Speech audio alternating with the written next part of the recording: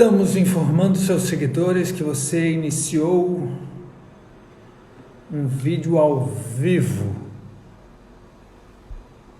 Olá, Valéria, Hugo. Eu tô no Instagram certo, Léo? Eu tô no Instagram do IP Roxo. Me confirme isso aí que me deu um frio na barriga aqui. Será que eu mudei pro Instagram do IP Roxo ou tô no meu pessoal? Vocês podem me avisar aí? Oi, oi. Oi, Ana Paula, me avisa, eu tô no meu pessoal ou eu tô no Instagram do IP Roxo? Do IP Roxo. Sim? Ok. Tá bom. Obrigado. Tá certo, tá certo. Eu já tô ficando doido. Uma hora eu tô no Instagram do IP Roxo, outra hora eu tô no meu Instagram, outra hora. Quem aqui tava na semana passada no nosso primeiro papo sobre relacionamento amoroso? Me fala. Ah, a Marinei já chegou, ótimo. Já vou chamar ela aqui. Convidatriz. Nem dá para chamar a Marinei de convidada, né, gente? Porque ela é dona da casa, digamos assim. Oi. Eu quase ia te chamar de nossa convidada ilustríssima, mas não é, né? Tu é dona da casa, tu não é convidada. Somos, né? Somos donos da casa. Coisa Então, boa. Estamos coisa boa. aqui. É um prazer Ó, bem grande estar podendo assim falar no meio da tarde, né? De algo que a gente sabe que desacomoda as pessoas, né? Eu digo os casais corajosos. deixa eu colocar aqui o nosso tema para quem estiver entrando. As brigas. Eu vou colocar assim, as brigas do casal, tá? E aí, ó. Ah, ver se eu consegui. Não, não consegui. Pera. Deu, consegui. Daí eu fixei ali embaixo agora. Ah, então, deixa eu fazer uma pequena introdução, por que a gente está aqui de novo, né? Teve várias pessoas que estiveram com a gente no primeiro encontro e as pessoas que andam interagindo conosco nesse momento importante que a gente está vivendo. E muitas disseram que um dos grandes desafios que estão enfrentando são essas brigas entre o casal, que as brigas acontecem frequentemente e tal. Então, a gente gostaria de fazer uma pequena introdução a respeito disso e também abrir para perguntas, se alguém tiver alguma pergunta mais específica a respeito. Ok? Então, vamos lá, Marinês.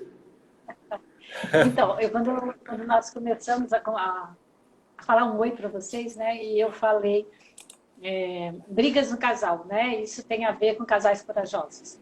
Por que eu falo dessa forma? Porque para você estar num relacionamento, você precisa primeiro ter coragem, né? E bastante coragem. Isso significa você sair do seu lugar bem confortável, do seu lugar conhecido, que é os valores que você traz na sua família, na sua casa, que fazem sentido para você, para se encontrar com uma outra pessoa que tem valores totalmente diferentes. A gente costuma dizer que no relacionamento casal, o seu companheiro, a sua companheira são estrangeiros. Eles falam uma outra língua. E aí iniciam as dificuldades de entendimento do que o outro fala, o que ele está querendo dizer com isso, de que lugar ele está falando isso. Porque a maior parte das vezes a gente tem tendência a entender aquilo que nos faz sentido, aquilo que a gente está habituado a ter como valor, como ideal, como princípio. E para a gente estar no relacionamento de casal, quando eu falo que a gente precisa ser corajoso, nós precisamos ter coragem o suficiente para nos entrarmos numa arena movediça, uma arena onde o desconhecido ele vai se fazer na diferença do outro. Então, é sempre, sempre, sempre um grande desafio.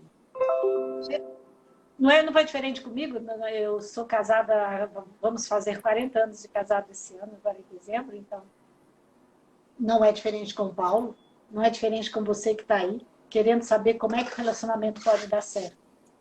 Pode dar certo porque, no meu entendimento, nessa caminhada não só de 40 anos como psicoterapeuta, mas como uma pessoa que faz parte de um relacionamento, é o meu primeiro e único casamento, não é?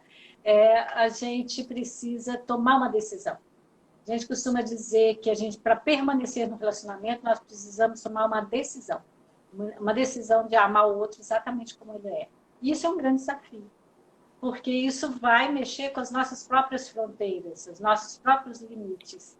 E se a gente não estiver disposto a, de certa forma, renunciar em alguns momentos a aspectos que vêm conosco, né? Mas que não nos pertencem, que são dos nossos pais, dos nossos avós, das pessoas que vieram antes de nós e que para eles, em determinada época, em determinada situação, fizeram todo sentido, para me lançar num relacionamento que é o novo, aí eu não vou conseguir construir algo no sentido de aprofundar a intimidade e crescer.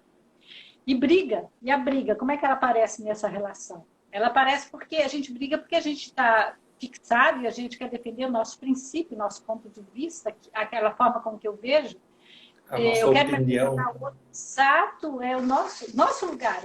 Eu tenho razão dentro da minha razão. Mas eu também tenho razão dentro da razão dele. E aí, quem tem razão? A gente costuma dizer que a briga dá a distância necessária para que a gente possa enxergar o outro na sua grandeza.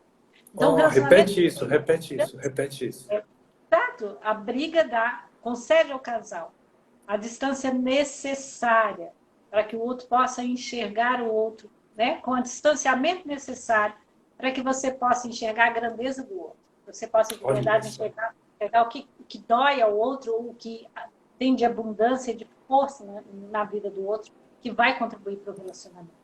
Então, se eu estou muito grudadinho, observe, você está bem apaixonadinho, né? Aquela fase da paixão, a gente sussurra um ouvido no outro, não é? Quando a gente começa a ter mais intimidade e a gente começa a se espetar, porque, claro, se eu estou muito longe de você, eu nem te toco. Se eu estou muito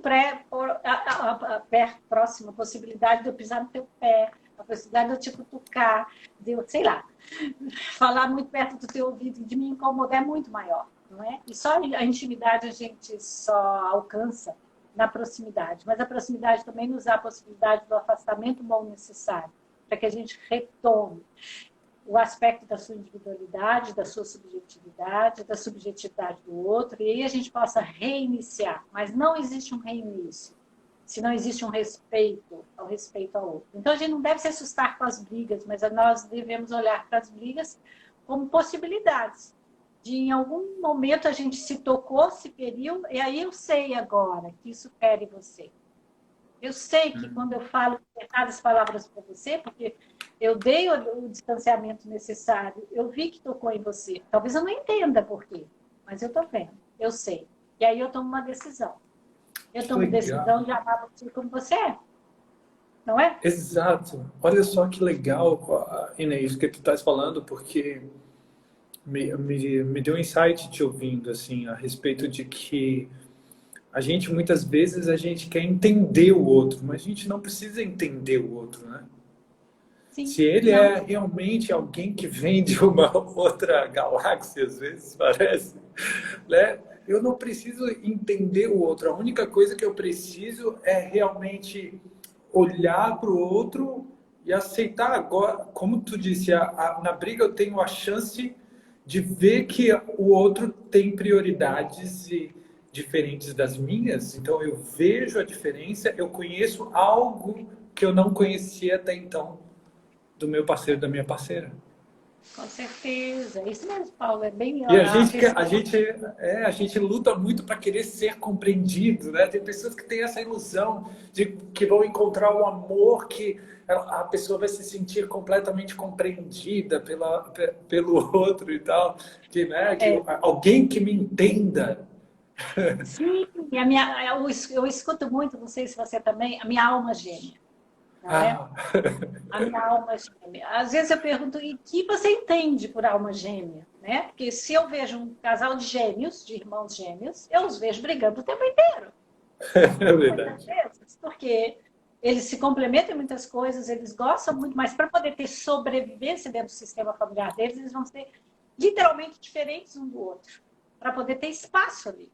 Mas a gente costuma dizer que os gêmeos se pertencem. Igual o relacionamento do casal. No relacionamento do casal, quando eu falo de relacionamento, eu não estou falando da pessoa, porque a pessoa não me pertence. Não. Meu marido não me pertence. Ele é um indivíduo maravilhosamente subjetivo, único. Ele tem os movimentos que são deles, tanto de força quanto de fragilidade, assim como eu. Eu não pertenço a ele, nem ele me pertence. Mas existe um pertencimento no nosso relacionamento. Nós dois pertencemos ao relacionamento que um dia nós decidimos, em compromisso, firmarmos. Então, eu disse sim a ele, e hoje eu posso dizer, depois de muita caminhada, 40 anos, como diz a Sônia, né? Que vai estar... Nós vamos, só para poder falar, nós vamos ter um curso de casais que inicia amanhã. E a Sônia vai participar desse curso também. E a Sônia disse para nós assim, a gente precisa dizer sim, né? Não é só naquele dia na igreja, ou naquele dia no cartório, é o compromisso. A gente diz sim de manhã, de tarde, de noite, de madrugada, todos os dias. Né? É um desafio, sempre é um desafio, mas é um desafio como qualquer outro desafio que você leva a sério. Vamos supor que você adora o seu trabalho. Eu adoro meu trabalho. Você também, né, Paulo? Por isso estamos aqui, ó, 3 horas da tarde, fazendo uma live, convidando vocês para amanhã estar conosco nessa caminhada dos relacionamentos de casal, os relacionamentos conjugais, os relacionamentos amorosos, né? Então vamos supor que dentro dessa possibilidade de eu tenho a minha verdade, eu quero algo e eu me comprometo, é só lá naquele momento? Claro que não. Senão a gente entra naquele lugar da fantasia que é, né? Das histórias dos contos de fadas. Eu amo história, né? E nas histórias de contos de fadas, o que acontece? Tem todo um enredo, todo um desencontro. De repente, quando o príncipe e a princesa encantados se encontram, o que vem depois? E viveram felizes para sempre. Não é? Então, nosso inconsciente, a nossa alma, começa a pensar na nossa criança. Então, eu caso, encontro o príncipe encantado que vai me salvar da bruxa. E olha, a bruxa está dentro de nós, tá? Perceba, é um aspecto seu. Seu mulher, seu homem. E um aspecto, muitas vezes, extremamente necessário. Porque senão você não consegue crescer numa briga, por exemplo. Né? Então, a bruxa é muito bem-vinda em alguns momentos. Então, você está lá. E só que ninguém conta depois de viveram felizes para sempre. Ninguém conta a história depois que eles se encontraram, se casaram. O viver feliz para sempre, nesse contexto, não é exatamente acabaram-se os problemas. É pelo contrário. Agora eu sei que eu posso contar com alguém. E esse alguém pode contar comigo. Eu posso fazer escolhas. Por quê? Porque a vida não é assim linear. A vida é uma montanha-russa. Eu amo montanha-russa.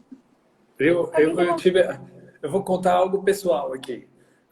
Que eu, na verdade, no primeiro ano de casamento, eu estou casado há 15 anos, né?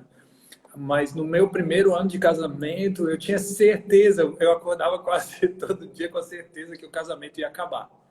E olha que eu não venho de uma família de divórcio, né? Todo mundo super junto a vida inteira. Só que eu vivi numa família onde eu nunca tinha visto meus pais brigarem. Uma pequena diferença de opinião aqui e ali. Eles sempre levavam a briga, e isso que eu fui descobrir depois, que eles sempre levavam a discussão mais acalorada para dentro do quarto deles à noite. Assim eles nos preservavam, eles fizeram isso por amor, uma escolha deles de não... Só que quando eu fui para o meu casamento, era só eu e ela em casa. Então, a gente batia nas diferentes princípios, nas diferenças, a gente tinha aqueles embates, e eu achava, meu Deus, o meu casamento não vai sobreviver. Tanto que 6 meses depois de casado, eu procurei a primeira terapia de casal. E o Paulo está falando uma coisa muito, muito importante, extremamente importante. Quando você consegue, num relacionamento, perder a ilusão, que as pessoas falam, ai, fiquei tão desiludida, ele não era nada daquilo que eu queria, ou ela não era nada daquilo que eu queria. Quando você perde a ilusão, aí você tem uma chance de verdade enxergar quem está na sua frente e a partir daí ter um relacionamento verdadeiro. Vai ser sem brigas? De jeito nenhum, as brigas vão acontecer. Mas a gente precisa aprender a desenvolver uma comunicação do nosso coração. Uma comunicação onde eu vou, talvez, pensar diferente, não vou concordar com a sua forma de ver, ou às vezes vou até te ferir mortalmente, né, na tua alma, Mas eu estou disposta a fazer uma comunicação amorosa com você. Fazer a fala do coração. Porque eu amo você, eu gosto de você, eu escolhi você. E a gente, no nosso curso, nós vamos falar muito sobre essas dinâmicas que fazem com que a gente escolha esse parceiro, não é aquele. E o tipo de serviço ele já está a nos prestar desde que a gente se encontra. Então, isso aqui é um tema muito longo, muito extenso, a gente deixa para depois. A gente aprofunda lá. Claro. Quando a gente tem uma disposição genuína para poder querer bem ao outro, eu quero bem a você, quero o seu bem. Mas, na verdade, a gente fala isso, mas não é muito isso que a gente vive, não. Eu lembro de um amigo meu muito querido, um psiquiatra, e ele dizia, a gente não ama o outro, a gente ama o bem que o outro faz para nós.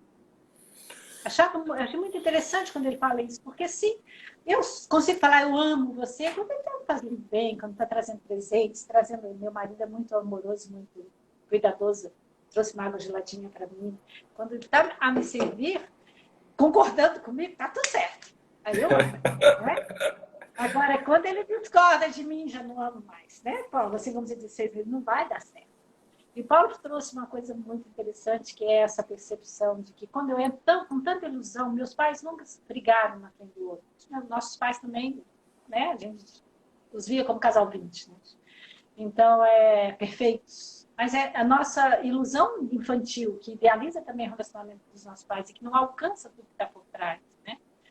E, às vezes, até depois, quando você se casa e começa as discussões que o Paulo traz, e aí a mãe da gente aconselha, para de tanto tititi. A gente fala, mas como assim? Não, eu quero ter o quê? Um relacionamento que você tem, que é perfeito. Onde o papai faz todas as vontades para você, não é? Te trata como uma rainha, eu também quero ser tratada assim. Mas por quê? Porque a gente não está dentro da intimidade da relação do casal. Então, o que a gente tem para dizer é bem normal brigar, gente. É bem, porque nós somos bem humanos. Nós somos bem falíveis, nós somos bem reivindicadores. E até que a gente cresça no relacionamento e a gente pare de reivindicar, a gente para de esperar do outro aquilo que ele não tem para me dar, mas aquilo que se eu preciso, eu tenho os recursos para buscar, com os meus próprios recursos, com a minha história pessoal, com a força que vem das minhas raízes, aí sim, eu vou ter condição, sem sombra de dúvidas, eu vou ter condição de transbordar o meu amor no relacionamento. Eu vou ter condição de olhar sem ilusão o meu parceiro e vou ver que sim, ele é príncipe e sapo, né? Exato. É como tem uma história que a gente conta, né, da bruxa. Não vou contar essa história aqui agora, mas é uma história que eu sempre conto para meus clientes e eu acho muito interessante. Eu sou isso e sou aquilo, né? Eu sou a princesa e eu sou a bruxa. Então, lembre-se, no relacionamento, quando a gente faz isso, é para mostrar para o companheiro, não para ameaçá-lo, para mostrar, olha, se você quiser se relacionar comigo, tem que ser comigo inteiro. Da mesma forma, se eu me relaciono com você, eu vou relacionar com o príncipe, com o sapo, com o Shrek, né? Também com o ogro, né? Faz parte. Inês, eu tenho duas perguntas aqui ainda nesse tema, porque depois eu gostaria de sugerir que a gente falasse um pouco mais sobre comunicação, né? Mas ainda dentro desse tema que a gente está, tem duas perguntas. Uma pessoa falou aqui, ó, que perguntando se essa distância às vezes é necessária. Tem dois aspectos nisso, eu gostaria de te ouvir, mas a primeira coisa que eu queria deixar claro é que essa distância não significa aquele tempo da relação, não. Né? Não existe essa coisa de tempo da relação. Na maior parte das vezes, quando alguém pede um tempo, ela está tentando encontrar uma forma de terminar a relação. Não é dessa distância que nós estamos falando aqui, que a Inês mencionou, tá? Sim, não. O Paulo foi muito pertinente na colocação dele. Quando a gente fala da distância boa necessária, quer dizer, por exemplo, às vezes eu faço isso com as crianças. E eu já atendi muitas crianças na minha vida, né? Percebe assim, você que está aí assistindo. Pega a tua mão e coloca ela bem na frente do teu olho. Perceba assim, abre os olhos e olha para a tua mão. Você está tendo uma percepção. E vai afastando a mão do teu rosto até que você consiga. Ficou diferente ou não ficou a imagem? Agora você vê a palma da mão, os dedos, até as linhas da palma da mão. Então, a distância te dá a possibilidade de ampliar o olhar e ver mais os detalhes. Mas essa distância está na presença. A pessoa está aqui na minha frente, ela sente como eu sinto, não a mesma coisa que eu, mas ela tem os sentimentos dela, ela tem os valores dela, ela tem a fragilidade dela, ela tem a força dela, assim como eu. E se eu me distancio, se eu estou muito emaranhada no outro, muito enredada na minha idealização, muito codependente no vínculo, eu não enxergo o outro, eu enxergo o projeto, muitas vezes, um aspecto meu no outro. Então, eu amo a minha semelhança nele, mas eu não estou me relacionando com essa pessoa. Eu fico naquele primeiro amor, né? De amar aquilo, como tu dizia antes, de amar aquilo que eu sinto quando eu estou com aquela pessoa. Né? Eu amo, na verdade, o que eu sinto quando ela faz algo gostoso, legal por mim. Eu estou num primeiro amor, que é um amor de ilusão. Né? Amor de ilusão. O amor que a gente vem, por exemplo... Fala. Não, pode termina, conclui isso aí. Que eu... faz muitas projeções, um amor relacional idealizado, a gente se afasta não só do seu companheiro ou da sua companheira, a gente se afasta da gente. Porque a gente ainda está impregnado de todas as expectativas que a minha criança interna foi amealhando, foi organizando internamente para garantir o meu pertencimento ao meu sistema de origem, que é meu pai e minha mãe. Então, o que minha mãe ou meu pai pensaria se eu... Então, suponhamos que de uma família de pessoas que são muito intelectuais, que falam baixo, que são amantes da arte, tudo isso, de repente eu vou me relacionar com uma pessoa que não lê, que não tem nenhum ensino médio, que, sei lá, é um trabalhador braçal, por exemplo. Vai existir uma quebra de um paradigma de expectativas. Mas, às vezes, eu amo, né? E pessoas, percebam, aqui eu estou falando muitas coisas, mas quando me vem eu falo. Um dos equívocos que as pessoas acham é de achar que um amor e uma cabana dão certo. Não dão. A gente precisa ter a real percepção que num relacionamento precisa ter equilíbrio. E quando não existe equilíbrio, em vários níveis, o relacionamento vai ficar muito mais complicado, muito mais pesado. Então, você tem uma pessoa que tem um nível cultural alto, um doutor em alguma área, por exemplo, uma pessoa que tem como valor o estudo, seja para poder garantir o pertencimento à sua família, ou seja, porque isso é da natureza dessa pessoa, e ela vai se relacionar com uma pessoa semi-analfabeta, que tem um alcance cultural muito pequeno. Não estou dizendo que essa pessoa não tenha sabedoria e não possa ser encantadora e não tenha outros atributos atrativos, mas é muito mais difícil manter um relacionamento em equilíbrio dessa forma. Porque dentro de uma área, um vai ter muito para dar e outro muito pouco. Então, isso vai ter muita dificuldade. Existe aí também uma possibilidade de crescimento das pessoas num vínculo tão dísparo. Mas é só vocês observarem, de repente, como é complexa o relacionamento entre pessoas que têm religião diferente. Né? Se um judeu se casasse com um muçulmano, é uma coisa quase Inês, impossível. tem uma pessoa que colocou um exemplo aqui, que vai de encontro a isso que tu estás falando. Ela perguntou assim, quando um dos parceiros tem um acidente e fica paraplégico, a relação fica bem difícil. O que vocês poderiam dizer sobre isso? Vai nesse sentido que tu está falando. A gente entra na relação do equilíbrio. Para algumas pessoas, às vezes, para alguns casais que enfrentam isso, às vezes o que é mais respeitoso e às vezes o que é mais amoroso é a separação. Em alguns momentos, algumas situações sim, mas muitas vezes as pessoas às vezes ficam no relacionamento. O paraplégico ainda tem muitas possibilidades, mas eu trabalhei uma época numa instituição, muitos anos, numa instituição que fazia atendimento para pessoas especiais. Então, a gente recebeu pessoas, por exemplo, vítimas de acidentes e ficavam tetraplégicas, né? Só mobilizavam o pescoço. Então, isso inviabilizava muito uma mulher jovem cuidando de um homem totalmente paralisado. Né? Eu me lembro da fala dessa pessoa, né? Que eu estou com essa pessoa na minha cabeça, ele chorava, né? Porque ele não movimentava nem mais a cabeça, e ele já estava com muito comprometimento, e ele querendo liberar essa mulher. Exato. Porque ele dizia, isso é um amor genuíno, eu não tenho mais para dar a você o que você está dando a mim. Então ele dizia, deixa que a minha mãe cuide de mim. Ali a gente poderia fazer como psicólogo, ele é tão dependente da mãe. Não, é a relação de respeito ao equilíbrio. ele fica com dignidade nesse lugar, né? Ele Fica consegue com... manter a sua dignidade sendo cuidado dessa forma pela mãe, porque é muito difícil ele manter a dignidade sendo cuidado dessa forma pela mulher.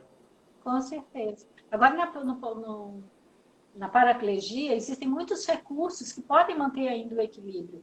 Mas um casal, quando sofre um revés dessa forma, os dois precisam estar muito alinhados para poder crescerem no relacionamento. Porque vai ser um relacionamento onde você vai precisar fazer uma nova acomodação nesse contrato relacional.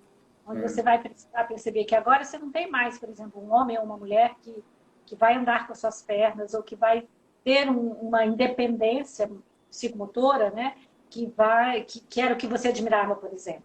Mas essa pessoa continua ali com todos os seus talentos e suas habilidades. Então, dentro da paraplegia, muitas vezes, até inclusive a questão sexual, a questão de labor mesmo, eu consigo continuar trabalhando com isso, não fere a dignidade, só muda a forma. Agora, em alguns casos, tem pessoas que não suportam isso, porque ainda estão nesse lugar de identificação com o padrão de um homem ou de uma mulher perfeitos, entre aspas, fisicamente. E aí há que se respeitar esse seu limite. Se eu não consigo, se eu não dou conta, né? Isso não é um demérito da pessoa, mas é um respeito a você. Eu não dou conta de estar casada com um homem que agora não pode mais me dar uma vida sexual da mesma forma que eu tinha, eu não consegue mais correr com os filhos, eu não consigo fazer isso. Então, eu preciso saber, isso é uma dificuldade minha. Eu preciso assumir, me responsabilizar por isso, e talvez a forma mais digna de fazer isso, de respeitar esse meu marido com essa nova condição, é liberando ele, me liberando. Para que, como o Paulo disse, a dignidade se mantenha. Mas muitos casais que vivenciam essa questão, eles conseguem uma adaptação em equilíbrio. Porque, por exemplo, essa pessoa, de repente, vai estar limitada com muitas coisas que não vai poder fazer. Às vezes, viagens específicas, às vezes, esportes específicos, que antes faziam juntos e a mulher fazia. Ele vai precisar saber quem vai precisar liberar a mulher para fazer isso, ou o marido, né? Depende de quem está nessa condição. Então, para que exista esse equilíbrio, para que exista esse equilíbrio, precisa existir respeito. Eu respeito a tua condição como é e aceito isso, uma aceitação completa disso. Quando eu aceito, o conflito diminui. Agora, quando eu preciso ser boazinha ou bonzinho, eu preciso estar submetida a isso. Quem sofre é aquela pessoa que está nesse vínculo de dependência. É aquele que é o mais necessitado, que dentro da relação do equilíbrio precisa mais. Então, o que significa? Essa pessoa que está dando, essa boazinha, dá, ela fica numa relação que não é mais de casal. É relação de pais para um filho. Agora, se existe uma relação de equilíbrio, por exemplo, eu tenho uma cliente que ela tem um irmão autista. E a mãe dela um dia desses falou algo para ela. E disse para ela assim, eu agradeço muito a forma como você se relacionou com seu irmão autista. Porque ela tem um irmão autista que tem comorbidades psiquiátricas, tem distúrbios de agressividade, surtos de agressividade constantes. Então, quando ele fazia isso pular no cabelo dela, o que ela fazia? Puxava o cabelo dele também, empurrava ele, queria nem saber, era irmão dela. Então, a mãe agradece, assim, porque você não entrou no processo que às vezes a gente fazia de tadinho dele, né? Ele não entende. De se colocar no lugar de cuidar, né? Exato. O que acontece com isso? Ali conseguiu se manter a relação de equilíbrio entre os irmãos. Então, hoje ela é uma mulher adulta, uma mulher que tem condições, uma mulher bem-sucedida e que ela pode olhar para o irmão com respeito e compaixão. E não com pena e com raiva, porque daí fica a raiva, porque minha criança também precisa. Então, dentro dessa relação, para que o relacionamento com uma pessoa que perdeu uma condição entre equilíbrio, precisa ter um ajuste nesse contrato, precisa ter uma aceitação consciente de que eu posso isso, não para eu me manter aqui, acima de você, como a pessoa mais bondosa do mundo, mas para eu me manter aqui como mulher. E às vezes, como mulher, eu posso, às vezes eu não posso. Às vezes eu dou conta, às vezes eu não dou conta. Da mesma forma com que o homem. A gente precisa ter maturidade para lidar com isso. Existem... Mas foi ótimo, Inês. Tu já entregou um conteúdo valiosíssimo sobre algo que a gente vai trabalhar bastante lá no nosso curso, né? Essa questão, existem tantas questões diferentes, por exemplo, não vou entrar nisso agora porque eu quero dar um outro caminho para o nosso papo aqui, mas existem tantas coisas diferentes que alteram a questão, que mexem nessa questão do equilíbrio. Por exemplo, eu recebi uma pergunta esses dias sobre como que o casamento pode dar certo se um quer ter filhos e o outro não quer ter filhos, né? Existe aí uma uma questão de desequilíbrio, por exemplo, quando alguém abre mão de ter filhos para ficar na relação, né? E a gente vai poder aprofundar muito mais essas questões no curso para casais, tá?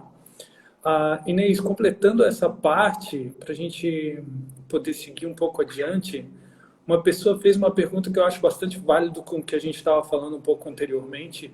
Ela fez uma pergunta assim, ó, como lidar com as diferenças e os valores diferentes da família do companheiro? Isso aí que... Essa é a minha percepção, tá, gente? Aí é que reside a graça da vida. Porque é a possibilidade que você tem de ampliar. Nós temos que olhar para o nosso companheiro e a família dele com total respeito. Porque se eu um dia me movimentei e me agradei dessa pessoa, essa pessoa veio desse nível social, desse nível familiar, que tem as suas características particulares. E quando a gente diz que lá na família do outro a gente é estrangeiro, lá a gente não se mete, a gente não questiona, a gente não reivindica nada. A gente os aceita exatamente como são. Isso chama-se respeito. Da mesma forma no meu sistema familiar. Às vezes a gente entra achando que a gente tem que mudar o nosso companheiro. É onde as brigas começam a acontecer. Que é como se todos os dias eu estivesse dizendo a ele, você não é bom o suficiente, querido. Você não é bom o suficiente, meu amor. Entende? Posso dar um exemplo bem prático disso? Lá em casa a gente tem... Agora aliviou bastante, mas a gente tinha bastante brigas assim quando a gente tinha que fazer um compromisso juntos. E eu tenho um dos princípios muito fortes, valores que eu recebi da minha família, a questão de pontualidade. Mas a Nicole, ela tem outros princípios que são tão importantes quanto, por exemplo, para ela é extremamente importante ela sair de casa deixando a casa organizada. Porque para ela é muito importante quando ela volta para casa ter um ambiente gostoso para relaxar. Às vezes a gente chega tarde do compromisso e tal. É muito importante para ela isso. Então, muitas vezes a gente se atrasava porque para ela era mais importante o ambiente da casa estar organizado para a gente quando a gente chegar, do que chegar lá no horário. Para ela, essa coisa de chegar no horário não é coisa de brasileiro, não é coisa de... Né? A gente incomoda as pessoas se chega no horário. Então, ali tem duas diferenças de valores e eu entro em conflito sempre que dentro de mim eu considero o meu valor como algo melhor do que o valor dela. Aí esse conflito vira uma tortura, eu querendo que ela mude. Né? E o que a gente faz, né? Porque tem solução, gente. Tem. Vocês vão descobrir. Claro, quando a gente fala, eu amo você com tudo que te conduz, eu amo você exatamente como você é. Então, talvez o Paulo, que tenha o valor do horário, ele vai ajudar a Nicole a arrumar a casa, para que eles possam sair no horário, por exemplo. Mas ele não vai ajudar porque a pessoa está dizendo, você tem que fazer isso, porque lá na minha casa meu pai ajudava muito. Não, eu faço isso porque eu escolho amar você como você é. Aí nós entramos num aspecto extremamente importante, que é eu sou 100% responsável pelo meu relacionamento. E se eu estou com você, eu escolho amar você como você é. Tendo os meus limites. Há coisas que a gente não dá conta. E aquelas questões que a gente não dá conta, que são realmente muito dolorosas para nós, por exemplo, às vezes as pessoas falam de violência física, de coisas assim, eu preciso confiar o suficiente no meu cônjuge para que a gente possa ter um espaço no relacionamento para olharmos para isso juntos. E quando isso não é possível, o casamento acaba. Porque onde não existe respeito, não existe relacionamento de casal que possa construir um relacionamento para o mais, um relacionamento que vai gerar vida com filhos e que vão permanecer. Né? Então, são escolhas. Então, eu preciso olhar para... Eu consigo lidar com as diferenças quando eu consigo olhar para os valores do outro, são tão bons e têm o mesmo quanto os meus. E aí eu olho para ela e a ajudo, e eu também negocio, é importante, eu também negocio os meus próprios valores. Porque para mim, eu me programava para chegar 5, 10 minutos antes em todos os lugares. Mas agora, por amor, eu sei que quando a gente tem um compromisso junto, eu negocio isso dentro de mim. Eu sei que eu vou chegar no horário ou 10 minutos atrasado, ou 5 ou 10 minutos atrasado. E assim a gente vai se ajustando. Eu preciso abrir mão, flexibilizar os meus princípios e valores por amor a essa relação. E sabe o Né? que acontece, gente? Quando ele faz isso com todo o coração, sem esperar que ela faça igual, ela acaba fazendo igual. Eu sei que para ele o horário é um valor. Então, eu vou me organizar e eu vou fazer o melhor possível para que a gente possa chegar no horário. Não é porque para mim isso faz sentido, mas para ele faz. E eu amo desta forma. Entende? Isso é o amor que nos faz crescer. Isso é o amor que faz valer a pena. Um dia muito ruim, depois outro dia muito bom, porque a gente está construindo algo. Eu gosto muito, né? Desde muito pequena, desde que a gente viaja assim, quando meus pais gostavam muito de viajar nas férias. Para mim, férias sem viagem não eram férias. Não tinha um lugar onde a gente não viajasse que, isso é uma coisa muito do meu pai, que a gente não ia no museu da cidade, do estado, do lugar. Então, eu amo museu. Eu viajo pelo mundo, eu vou no museu. Tem que ir no museu. Meu marido fala, meu Deus, eu amo museu. Tudo que eu amo museu. Mas porque ele tem a história, tem todas as coisas que eu gosto. São questões que são de valor para mim, né? Que são construídas dentro dessa relação, no dia a dia. Faz parte da minha história. E eu posso compartilhar isso com a pessoa que eu estou convivendo, mas eu não posso impor isso a ela. Né? Então, quando eu entro no lugar da imposição, acaba-se a negociação, a possibilidade da negociação. Quando o Paulo fala, a negociação é necessária. E ela é totalmente possível quando eu olho para o outro e vejo que é importante para ele. Para isso, às vezes, a gente precisa ter um pouquinho de distanciamento daquelas coisas que fazem sentido no nosso sistema familiar. Então, para mim, isso é um valor, assim como para o Paulo é valor chegar no horário. Para mim, ter acesso, eu adoro ir ao mercado público quando eu vou nos lugares, porque ele tem a cultura. Isso eu aprendi dentro do meu sistema familiar. Meu marido gosta também, ele aprendeu um pouco mais comigo, mas ele tem outros tipos de movimentos quando a gente viaja. Como é que a gente vai viajar tendo gosto diferente? Quando a gente negocia, quando a gente concilia. E a conciliação vem porque eu quero ter o bem. Eu quero que você viva o que te faz sentido e que às vezes não faz sentido para mim. Eu lembro do Peter dando um exemplo. O Peter foi o nosso professor, dentro da nossa formação de constelação, ele deu um exemplo no curso que a gente estava fazendo assim. Vamos supor que no Brasil os homens gostam muito de futebol. As mulheres também, mas os homens mais. Então, ele, né, tem aqueles homens que eu conheço isso, né? Assim, no consultório a gente vê isso. E aqui em casa eu tenho um filho que ama futebol, que se deixar ele joga futebol todos os dias, ele assiste ao jogo de futebol que ele gosta. Nós fomos um dia desses, estávamos assistindo, não, agora, nessa época de quarentena, o que você está fazendo? Estou assistindo um jogo, que jogo? O Brasil está jogando quarentena, não está todo mundo proibido de jogar. Não, mãe, é 1970, sei lá o que era, tá pensando. Adoro futebol. Joga no videogame de futebol e joga futebol. O que bom que você gosta tanto disso, querido. Dei um monte de chuteira, um monte de coisa a vida inteira para ele. Mas agora com a esposa, o que ela faz, né? Que bom que você gosta, né, querido? 2 vezes por semana. Não é? Mas Vamos negociar isso aqui. O replay do jogo, não. 2 vezes por semana. Mas internamente, não bem querer. Eu sei que isso é importante para você, então eu vou favorecer e facilitar que as quartas-feiras era o dia que ele joga futebol. As quartas-feiras eu não vou marcar nenhum compromisso para nós aqui, porque é o dia do nosso jogar futebol. Isso é respeito, entende? Assim, ele gosta, então isso é importante para ele. Então vamos fazer num outro dia. E assim você vai conseguindo equilibrar essa balança tão delicada, tão necessária do relacionamento a Deus. Esse relacionamento que gera vida.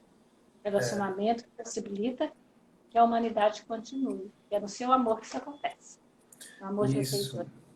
Vocês veem como é importante esse processo de... o casal cresce à medida que também eles se distanciam das suas famílias de origem. Essa negociação importante acontece nesse processo de se tornar adulto. Só negocia quem é adulto, quem está disposto a esse trabalho de se afastar, abrir mão de certos princípios e valores da sua família de origem. E é por isso que muitos casamentos terminam. porque por causa dessas demandas, esse apego aos princípios e valores da sua família de origem, eles não conseguem, então, se encontrar no sentido de abrir mão de certos valores, né? A Inês, teve um comentário aqui muito legal que eu gostaria de trazer, é o seguinte: uma pessoa disse assim, mas quando você sabe que pode fazer diferente, mas o companheiro não tem essa consciência, então você traz ele para o curso para casais que começa amanhã, tá bom? Senta na frente do computador com Ter a ele. chance de poder aprender a comunicar para você o que de fato tem valor para ele. Perceba, gente, claro que nosso lugar bem humano é quando a gente está num processo de crescimento, quando a gente viu algo que antes a gente não via, que agora fez sentido para nós, que a gente quer que todas as pessoas que a gente ama também vivenciem isso, principalmente se isso está atrapalhando o nosso relacionamento como casal. Mas a gente sabe que cada um tem o seu movimento pessoal, que tem o seu ritmo, né? Que tem o seu tempo. E se quanto mais respeito existir no relacionamento, isso a gente vê isso, né? Quem acompanha casais, como eu acompanho, como o Paulo acompanha, né? E quem vive um relacionamento comprometido como nós vivemos, a gente sabe que todo relacionamento tem suas dificuldades e dificuldades importantíssimas. Agora, o que fere muito o relacionamento é quando eu não respeito o outro nas suas diferenças. Quando eu não me respeito também nas minhas diferenças. Eu preciso assumir. Quando eu falei, né? Eu falei até de uma forma brincalhona, assim, que nossa, eu sou isso, sou aquilo, eu sou a bruxa, sou a fada, sou a bruxa, sou a princesa, né? É verdade, nós precisamos reconhecer internamente também a nossa sombra. Porque senão a gente fica naquele lugar de vítima e achando que, tadinho de mim, eu faço tudo para o bem do nosso relacionamento. Eu vou a cursos, eu vou no curso de casal, eu vou na constelação, eu vou fazer terapia, eu vou fazer reiki, eu vou fazer tudo e ele não faz nada. Fica lá estatelado no sofá e só eu, só eu, só eu.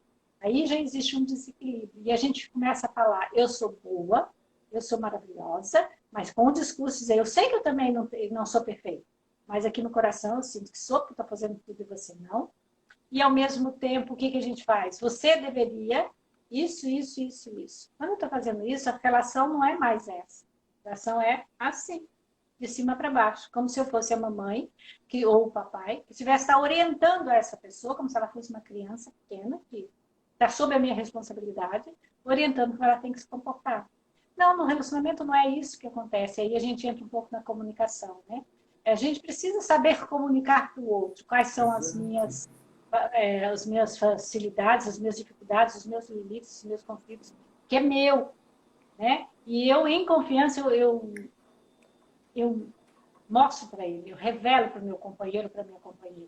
Agora, quando eu quero que o outro mude, eu ainda estou naquele amor à primeira vista, onde eu estou me relacionando com uma figura idealizada e projetada no outro. Não estou me relacionando com aquela pessoa. Mas vocês vão observar, no curso de casal a gente fala um pouco sobre isso, que eu não escolhi essa pessoa à toa. Ela já está fazendo com que eu entre em contato com algo. Então, mais um motivo para que eu me afaste desse desejo de querer mudar. Porque o que ele está trazendo para mim é algo que eu preciso olhar. Às vezes eu estou diante de um homem muito, que as pessoas falam, de uma mulher muito egoísta, ou muito violento, é porque eu preciso olhar, talvez, esse aspecto egoísta dentro de mim, esse aspecto violento dentro de mim, porque, na verdade, eu só posso falar de uma forma amorosa, mas se eu quero que ele faça igual a mim, aquilo que faz sentido para mim, eu também estou sendo egoísta, tanto quanto ele. Então, o que o Paulo falou de forma muito clara, o relacionamento ele passa por uma necessidade de nós criarmos negociações dentro dele. Não é chantagem, não, tá, gente? É negociação. Quem é empresário, trabalha, sabe o que é uma negociação. Negociação ela precisa estar bem para os dois lados, porque senão esse movimento não cresce, essa parceria não acontece.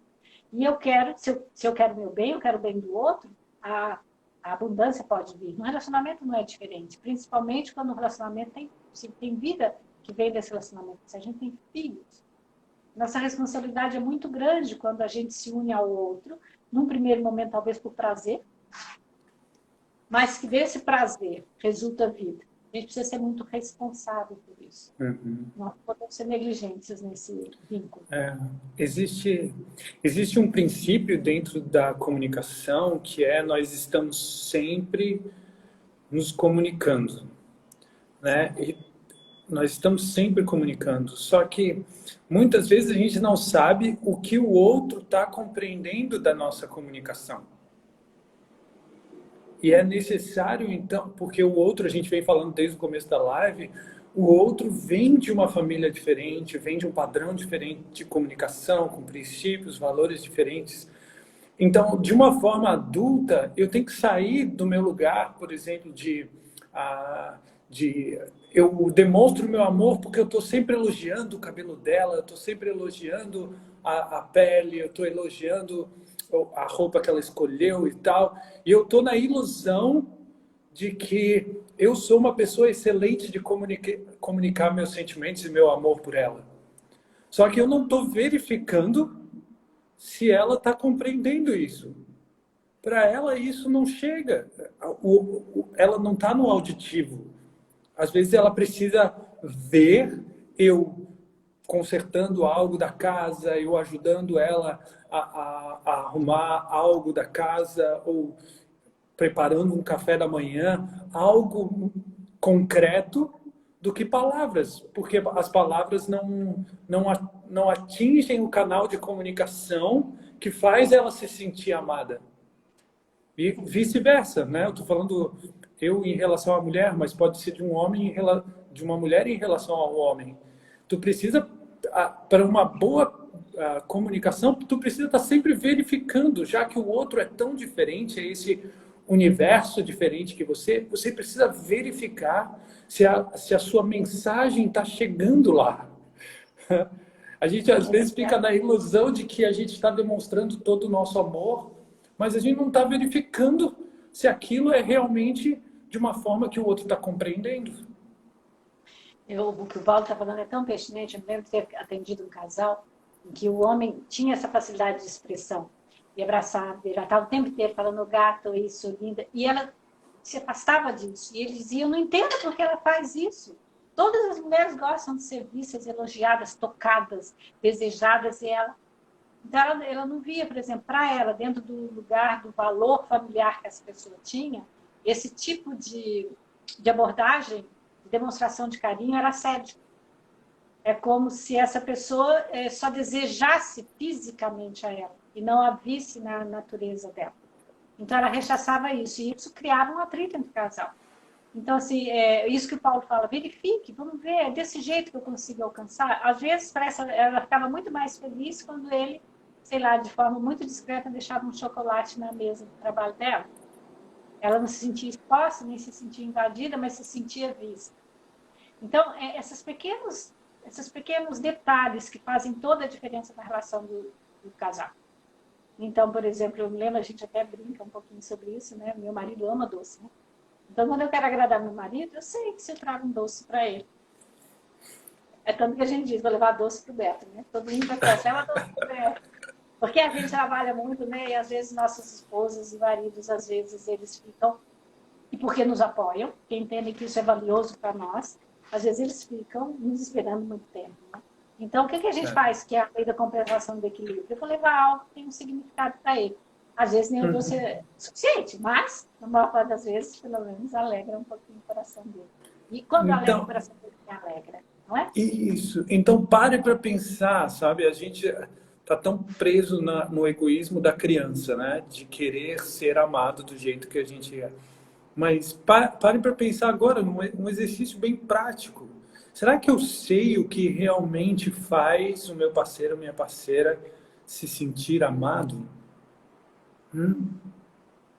Será que eu sei o que faz? Mas eu não gosto, por exemplo, uma coisa simples, né? Eu não gosto de ficar arrumando a casa, né? Isso não é muito a minha. Mas eu sei que se eu levantar e ela for ao banheiro, se eu arrumar a nossa cama e deixar o quarto bem arrumado, como que ela vai se sentir? Isso não tem nada a ver com certo e errado, se isso é bom, se isso não é. Isso tem a ver com amor, com querer, aquele bem-querer, né, que a Inês estava falando na nossa live da semana passada. E aí você vai um pouco, sabe? Um pouco, numa certa medida, Você vai além das suas habilidades naturais e daquilo que você aprendeu na sua história e na sua família. Tu vai um pouco além por amor, né? Exato. Esse é um livro maravilhoso, As Cinco Linguagens do Amor, que fala sobre essas diferenças na comunicação, né? Gente, nós estamos nos encaminhando para os últimos minutos da nossa live e tem várias coisas aqui que a gente não pôde tocar ainda. Ah, mas fiquem bem calmos, porque existe a oportunidade de aprofundar essas questões, sabe? Nós planejamos, e eu gostaria que a Inês falasse um pouquinho mais, nós planejamos uma série de encontros que nós chamamos de curso para casais online, para que vocês possam fazer juntos e ter a oportunidade de ajustar algumas coisas. Inês, tu podia falar um pouquinho mais sobre o conteúdo do curso para que as pessoas possam realmente saber que existe sim essa possibilidade e os recursos estão acessíveis para que a gente possa melhorar o nosso relacionamento ou salvar o nosso casamento e tal? Sim, primeiro porque escolhemos falar para os casais. Porque a gente tem visto, principalmente nesse momento do confinamento, nosso mais próximo está muito próximo. E quando você não tem um canal de intimidade construído, isso gera atrito, gera confusão, quer dizer, essa questão que a briga traz, que é trazer à luz, pelo menos tentar trazer à luz algo que precisa ser revelado. Então, nós construímos esse curso pensando em vocês, que estão passando por dificuldades, e eu digo que a gente fez um curso para bons casais também, para aqueles que querem aprofundar o seu relacionamento em intimidade. Então, primeiro amanhã, nós vamos estar falando, nós vamos ter quatro encontros, são 4 quartas-feiras. Vocês vão ver que vai passar bem rápido todo esse tempo, mas é um tempo onde a gente primeiro precisa aprender a olhar para o nosso relacionamento, saber, eu de fato levo esse relacionamento a sério? Vale a pena eu investir nesse relacionamento? É um investimento que você vai estar fazendo no relacionamento. Eu não estou casada há 40 anos só pelos olhos belos e lindos olhos verdes do meu marido. É porque nós trabalhamos o nosso relacionamento, investimos muito no nosso relacionamento. Tanto em cursos, nós dois tivemos crises importantíssimas no relacionamento que nós vencemos porque decidimos juntos fazer algo juntos. Decidimos trilhar, fizemos cursos de casais profundíssimos juntos. Isso nos habilitou em algum momento da nossa caminhada a sermos depois o que a gente chama de casal ajuda, de casal que vai estar ajudando outros casais. Eu, como psicoterapeuta, também fiz as minhas especializações dentro dessa área. Por quê? Porque a gente acredita, no IP não é diferente, nós acreditamos que tudo inicia no amor de um casal. A vida inicia no amor de casal. A possibilidade de continuidade da nossa espécie inicia no amor de um casal, de um homem e de uma mulher. Existem muitas formas de relacionamento de casal, os casais homoafetivos, por exemplo, que têm todo o nosso respeito. Mas, inegavelmente, a vida só começa no amor de um homem para uma mulher para um homem. Ou então, no produto biológico de um homem e de uma mulher. Só aí é possível a vida se fazer e ela se faz e perpetua-se nessa criança que vem desse relacionamento. Então, no primeiro encontro, e amanhã, nós vamos nos deter a falar sobre quem somos nós, é um encontro comigo mesmo. Porque eu não tenho como me apresentar ao outro sem saber quem eu sou. Exato. Senão eu vou querer, sim, projetar no outro coisas que eu trago da minha história pessoal, totalmente de forma inconsciente, e eu vou estar exigindo dessa pessoa coisas que ela não vai ter para me dar. Então, isso vai fatalmente fazer com que o nosso relacionamento fique afetado negativamente. Então, se eu sei quem eu sou, eu posso me mostrar ao outro como sou. E aí fica muito mais fácil eu recebê-lo como é. Depois nós vamos estar no segundo, no terceiro e no quarto encontros falando do amor à primeira vista, o amor à segunda vista. Vamos falar também das leis, porque todo o trabalho que a gente vai fazer é baseado nessa visão sistêmica do Bert Hellinger, só as 3 leis do amor, que é a ordem, o pertencimento e o equilíbrio. Nós vamos falar sobre a atuação dessas leis no relacionamento de casal. No segundo encontro, nós vamos falar desse amor à primeira vista e à segunda vista. Vamos falar da comunicação, que o Paulo estava iniciando, vamos aprofundar um pouco a comunicação, a importância da comunicação, o bom relacionamento do casal, a sexualidade, o bom relacionamento do casal, e vamos falar da espiritualidade do casal, que é extremamente importante. Quando a gente fala de espiritualidade, nós não estamos falando de religiosidade, mas é desse movimento que é de respeito a quem você é. Eu sou o que sou. Vamos falar também, vamos abordar dentro do terceiro encontro nosso, a vida que nós construímos através do nosso amor. Nós vamos falar dos nossos filhos, da educação dos nossos filhos, dos projetos e do que a gente projeta para eles, de como é que a gente pode ter equilíbrio para junto do nosso amor, construirmos cidadãos maravilhosos do mundo. Eu sou muito orgulhosa dos nossos filhos. E sem dúvida, eu olho para meus dois filhos homens, um netinho também, e inegavelmente eu vejo o pai dele. Se você não tem o respeito ao seu marido ou à sua esposa, ao pai dessas crianças, essas crianças vão pelo mundo pela metade. Ou elas vão pelo mundo totalmente dissociadas. Então, tudo isso a gente vai olhar nesse encontro, e esse encontro que eu chamo de um encontro no campo sagrado, que o campo do relacionamento é o campo sagrado. Começa olhando por mim, olhando para o outro, depois olhando para o que veio dessa relação, que são os filhos, e depois nós falamos do amor maduro. É amor que vem não só com a maturidade de idade, mas vem com a maturidade de todo o investimento que eu fiz no relacionamento. Então, falamos de temas como aposentadoria, como a síndrome do ninho vazio, que faz com que os casais que já estão em outra dimensão de proximidade possam olhar, porque a gente não morre quando você entra na menopausa ou quando você se aposenta, sabe, gente? A gente continua.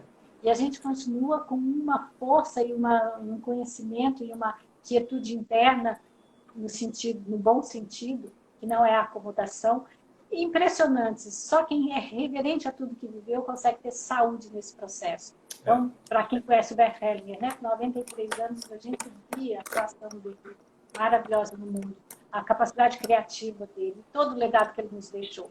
Então, não é diferente da nossa vida, no nosso lugar bem pequeno, mas a nossa vida com o propósito que a gente constrói no relacionamento. Então, Inês, nós temos mais 2 minutos. Nós temos só mais 2 minutos só para te avisar, tá? Tá. Senão então, a gente vai cair. Então, eu já estou deixando para vocês um grande beijo e um convite bem específico. Venham. Quem é corajoso o suficiente, leva seu compromisso a ser diferente. Mesmo você que é psicoterapeuta, que quer olhar como é que é essa abordagem da relação dos casais, venha. Você que ainda não encontrou o seu amor ou se despediu do seu amor, a gente sabe que para encontrar um amor novo a gente precisa fazer boas despedidas. E a gente vai olhar isso também nesse casal, nesse curso de casais. Então, às vezes eu estou assim, querendo muito um relacionamento, mas eu não sei o que está trancando, o que está impedindo. Nós vamos abordar isso. Então, esse curso, nesse momento, dessa forma, é para todos que querem amar bem. Então, Isso. Amar bem. Adorei essa expressão. Para todos que querem amar bem. Eu quero. Também. Eu quero isso. Então, gente, nós nos despedimos aqui. Obrigado por estar junto com a gente. E, Inês, um grande beijo. Um beijo para o Roberto aí do teu lado. Sei que ele é grande parte do teu sucesso. Com certeza. E dá um beijo na Nicole também, que da mesma forma, uma grande mulher. Obrigada. E até mais. Tá, um beijo. Gente, quem tá aqui, ó, eu vou salvar a live, mandem para os seus amigos, para aquelas pessoas que vocês sabem que estão num casamento que tá difícil, cheio de briga e tal. Mandem que tem um conteúdo precioso aqui. Mandar um beijo para Rosane Dutra, muito legal. A Séries, a amiga da Séries que está aqui, ó, viu? Que legal, um monte de gente legal por aqui. Um grande beijo e mandem essa live para as pessoas que vocês sabem que vai ajudar, tá bom? Tchau, tchau. Beijo no coração. Tchau, gente.